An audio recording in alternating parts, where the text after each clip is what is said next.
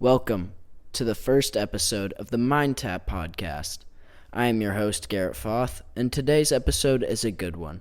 I interviewed Zack Etter, a mental performance coach for the University of Massachusetts of Amherst. Hope you guys enjoy. Today I'm joined with author, business owner, and mental health counselor at University of Massachusetts of Amherst, Zack Etter. How are you today? I'm good, Garrett. Thanks. How are you? I'm doing well. Can you tell the audience a little bit about yourself and your journey through the world of sports psychology? Yeah, so I think sports psychology and mental performance coaching and counseling, which is what I do at UMass and my company, Holistic Athlete, is sort of a blend of mental health counseling and coaching. So I went to the University of Connecticut and got my bachelor's degree in psychology, but I really didn't plan on using it. I went and coached college football at UConn and Fordham and Delaware, and that was kind of the career path that I was planning on taking. But then I kind of was sitting in a dark room for like 10 hours a day, watching film. Coaching at that level is not necessarily what people might think it is. It's a lot of administrative stuff, a lot of recruiting, a lot of time watching film, and not that much time with the athletes. So I went back to school and got my master's degree in a faction of sports psychology we call athletic counseling. It's basically mental health counseling that's tailored specifically for athletes. And it just kind of went from there. So I graduated with my master's degree. I went out to Lake Tahoe, California, and worked at a camp called Tahoe Training Camps, where we wrote My Mental Playbook, which is the book that you're referring to. It's kind of about implementing mental skills into the routine and structure of youth athletes as they prepare to play. And started my company, Holistic Athlete, which is a mental performance consulting company, in 2020. Got my license to be a therapist, and then I was hired by UMass last summer and just started in the fall 22 semester. Can you break down a little bit of how you got that opportunity to work for UMass? Yeah, so there's really two main credentials that they were looking for. So the first is the CMPC, which is a certified mental performance consultant. That is given by the Association of Applied Sports Psychology. So basically for years, teams or businesses would have, quote unquote, gurus that come in, or motivational speakers or whatnot, that really, to be honest, aren't qualified to be doing that, right? It might be someone with charisma, it might be someone who's, written a good speech, but to have the knowledge and the background and the master's degree in performance psychology, you need your CMPC. And then they also wanted a licensed therapist so that you could work on the mental health side of the athlete's life as well as the mental performance side. And then they just kind of opened the department. So, starting there in the fall, me and Alex, who's a counterpart of mine that work at UMass, kind of began the sports psychology program there. And we've been sort of building it out over the past year, and we'll continue to do that. But yeah, they wanted somebody with a coaching, sports psych, and mental health counseling background. All right. There are so many different sports at UMass. How do you differentiate your approach with mental performance between sports? I don't know if it's necessarily between each individual sport. It's more about what type of sport it is. So whether it's a team sport or an individual sport, I think are two different things. When it comes to performing mentally individually, there's a lot of self-talk and inward, work that we need to do. There's a lot more individualized pressure. There's a lot more day-to-day structure, routine from an individual standpoint that we need to work on. When it comes to a team sport, there's responsibility, there's a social component to it, and that becomes kind of a different situation for the athlete. So it's not like football and basketball are two different approaches. It's more like basketball and golf, right? Or, football and wrestling might be different approaches because it's a team or an individual sport. So with your approach from group setting to one-on-one, not just with football, you can work one-on-one with these athletes, but it's also a group setting. How does your approach with the mental performance change from group setting to one-on-one? So I think in a group setting, let's use the football team as an example. During the winter and the off season, I would do weekly mental skills sessions with them. So we would introduce a mental skill like confidence or emotional regulation or performing under pressure. We would provide some education about it, go through why it's important, what you might be struggling with, some things that you could do to improve it. And we might do a game or activity to kind of practice it and compete and have fun a little bit. So it's a team building experience for them as well. In the individual sessions, we're taking kind of the broad information that we worked on in the workshop that we call them, and applying it subjectively to the individual athlete, because every athlete has their own needs, their own strengths, their own weaknesses, background, perspective, experience, and all of that. So it's not realistic to speak in front of 100 people and have them all take away the same thing that you want them to, because they're all different people. Right. So we kind of provide the education, we practice it a little bit, we talk about why it's important in the group setting, but then we really get down to the nuts and bolts of what's important to that athlete and how to apply it to their performance subjectively in the individual sessions. After a group setting conversation, how do these individuals try and connect with you to have a one-on-one setting conversation?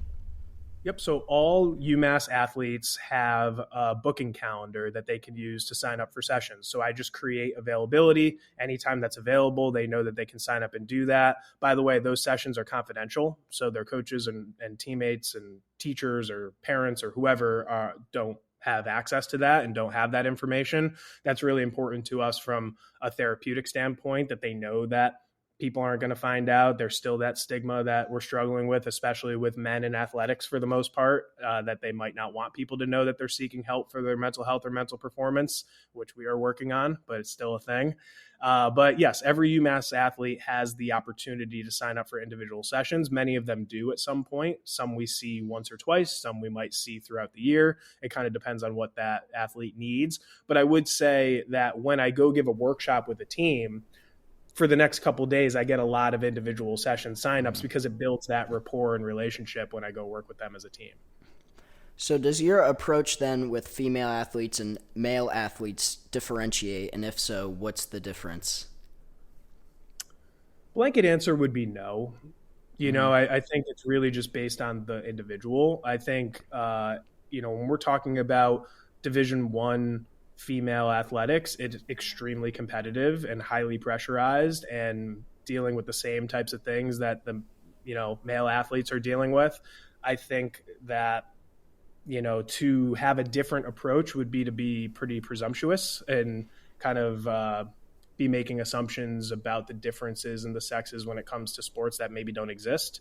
So I really just want to, just like anybody else, any individual that I meet with, I want to get their background, get their story, find out what's important to them and what they need, and then we go from there. So you tailor the experience to the individual, not so much the gender. 100%. Yeah. So do you handle both clinical and mental performance services? Yeah. So again, those two credentials, right? Like the CMPC is a little bit more for the mental performance, and the we call it LMHC. It's a licensed mental health counselor in Massachusetts for more of the clinical side. To be honest, those very much blend together. So you can't really work on mental performance without addressing mental health, in the sense that we as humans are terrible at compartmentalizing, right? So what's going on in the classroom and in our relationships and at home is going to impact how we play on the field. So if there's something that the athlete is struggling with and it makes no sense athletically or physically or tactically or technically, it's likely a mental issue that could be a lack of confidence. But where did that lack of confidence come from? Right? It could be that they're experiencing pressure, but why are they experiencing that pressure? Where is it coming from? Is it impacting them in other areas of their life? Because if they're experiencing performance anxiety before taking the field, they're likely experiencing that anxiety before a test, before an interview, before a tough conversation that they have to have. So it's good news and bad news, right? The bad news is that that's what we call pervasive, right? Like those issues are going to be there in different aspects of their life. But the good news is that because of that, we could work on performance issues on the field in different areas of their life. So we could talk about their social life, we could talk about academics, and that actually helps them perform better, because it's really all the same things, right? We're saying mental skills for performance, but it's really life skills. Everybody can benefit from being more confident. Anybody can benefit from performing better under pressure, no matter what we're talking about. Right. So I think just taking a step back and looking at it as a whole and trying to work on the athlete holistically, we do work on the mental health side, even if sometimes they don't really know that. Or don't recognize that that's what we're doing. So I do think it blends together. That being said, there definitely are athletes who struggle with clinical issues like generalized anxiety disorder, major depressive disorder, whatever it is. And that is a little bit of a different approach, because that's our priority. If they're struggling with a mental health issue, a clinical issue, that has to take precedence over their performance, because they simply won't be able to perform until we deal with that issue. It's like having a physical injury. You have to deal with the physical injury before you get back to performing. It's the same thing mentally. All right. So what are some of the challenges that you see a good bit through all these athletes that you help out with? I would say the kind of age that we're living in is anxiety, right? We're seeing a lot of anxiety in both in a clinical way and a practical way. I know we're not doing video, but I'm holding up my phone right now. That's a huge issue, right? And the amount of screen time that people are on their phone, and the time that they're on social media and comparing themselves to other people, and all the overload of not just information, but misinformation about everything, right? It's pretty hard to be present where your feet are when such a significant escape that has every piece of information known to mankind is available in your pocket, right? So that's what we're struggling with, just being present, the mindfulness, the not living in the past or the future, but being able to pay attention to what's happening right in front of you. That's not just for performance, but that's just a happiness of life issue, right? Like, you can't be content and happy with where you are if you're never where you actually are, because you're in the past or in the future. So I think anxiety is a huge thing with athletes this age group, high school, college, whatever it is, adults as well. But in the post-COVID era that we're living in, while things kind of settle down in the outside world, we're still sort of dealing with the trauma and turmoil of the past few years. And if you think about, how old these athletes were, right? Like, UMass athletes during COVID were late high school. Some of them missed senior prom. Some of them missed graduation. Some of them transitioned to college during a pandemic. Some of them missed their junior and senior year of high school sports and are now trying to play college athletics, which seems impossible, right? Like, how could you possibly be confident if you've never performed at that level before, if you've never been a captain before, if you've never been a senior in your high school team before, right? So we're dealing with some confidence issues, some anxiety issues, and then difficulty communicating and solving problems with each other, that I would attribute a lot of that to COVID and what we've been dealing with in the past few years. So what advice then would you give for not just athletes, but regular people to deal with the anxiety and being more present in their life? Yeah, it's a great question. I think, when I work with athletes, one of the main things we do is we make a treatment plan, right? And we make objectives. So we want to set some therapeutic goals. And one of those is often reducing the screen time that we have on our phone. So even if that's something like 5% a week or 10% a week, or setting limits on the apps that you have for social media, because it's not just not being present. It's not just, the amount of time. If you want to play, let's say you're a Division I athlete and you want to play pro sports, right? And you have 7.5 hours of screen time on your phone a day, you simply don't have enough time to do the things that you need to do to be as successful as you want to be, right? But all of that aside, it's also directly impacting our mental health because of the comparisons, because of, you break up with someone 5 years ago and you see that they went to the beach yesterday. We're not able to kind of be present when it comes to our phone. So I think setting goals when it comes to that is helpful. Having objective times, like, I'm only going to be on my phone for 2.5 hours a day, 3 hours a day, whatever we say makes sense, is helpful. And then also we do a lot of processing at the end of each day, where we're able to identify, okay, what was the best part of the day? What was the worst part of the day? What's something that I learned today? What's my favorite thing that I said to somebody else? What's my favorite thing that somebody else said to me? Who did I miss today? Who did I love today? And then a plan to make tomorrow better. Processing the different experiences that we have each day, which not only allows us to be less anxious about it because we're taking those thoughts out of our head and we're talking about it, but it also kind of forces us to have those experiences, right? Like, if I'm asking an athlete, hey, at the end of every day, I want you to tell me something that you learned. And at the end of the day, they're like, wow, I really don't think I learned anything. Great. Go on YouTube, look something up and learn something, right? So it kind of allows us to have those different experiences that we want to have. So kind of like I said at the beginning, it's really subjective. It's based on the individual and what they need. But there are some kind of things that we could do to check in on being present, check in on making sure that we're having all the experiences that we want to have, and setting goals to limit our screen time is a good start. Mm-hmm. So sports are a big aspect in college, and there's always pressure for teams to perform. Do you feel pressure with your job to have success with the services you provide these athletes? I would say, like, being human, sure. I think it mostly just comes from caring about the people that I work with, and I know how bad they want to be successful. And, if they come to see me, then they're putting in extra work. They're putting in a lot of time, and maybe something that they're not initially comfortable with, maybe something that they hadn't previously considered working on their mental performance. So if they're going to come in and we're going to do the work and I care about them, then, of course I want them to perform. That being said, at the end of the day, I'm more concerned about their overall personal development and how they're doing as an overall person and incorporating these life skills. So if I see that they're making progress mentally and individually and incorporating these skills and they're not performing well, I could sleep at night, but I definitely want them to perform. And then going back to just being a coach, being a former athlete, I'm competitive too. Right. Like, so I want us to do well. I want the teams and players that I work with to do well for lots of reasons. But at the end of the day, my main goal is about their development as an individual with the hope that the performance comes with that. Typically it does. Sometimes it doesn't. And then we just get back to the drawing board and continue to figure it out. Mm-hmm. So coaches are seen as these big, tough people, and there's just that stigma around mental health. Mm-hmm. How open are the coaches at UMass to have you in and work with these athletes? UMass has been great. And I say that they have this program for a reason. I think that the players and coaches have been largely accepting and open to it. Even coaches who, maybe they started coaching in the 70s, and this wasn't even talked about. And then there was kind of pushback. And I think now at this point, if you're a Division I football coach, for example, where maybe some of that stigma appears to be, there's so much work, there's so much time that's dedicated to your players. It's impossible to do that job without caring deeply for your players and for your athletes. To be a great coach at that level, you have to be a great communicator. You have to have good social skills. You have to have good problem solving skills, right? So I think if you're a coach at that level, that your athletes are struggling at this point, right? It's very observable. It's very apparent, the mental health issue that we're dealing with in athletics. So I actually think coaches are feeling grateful that there are services that can help their athletes with something that maybe they're not qualified to help their athletes with, right? They can help their athletes get bigger and stronger and faster and put them in the right positions and get the strategy and the X's and O's in place.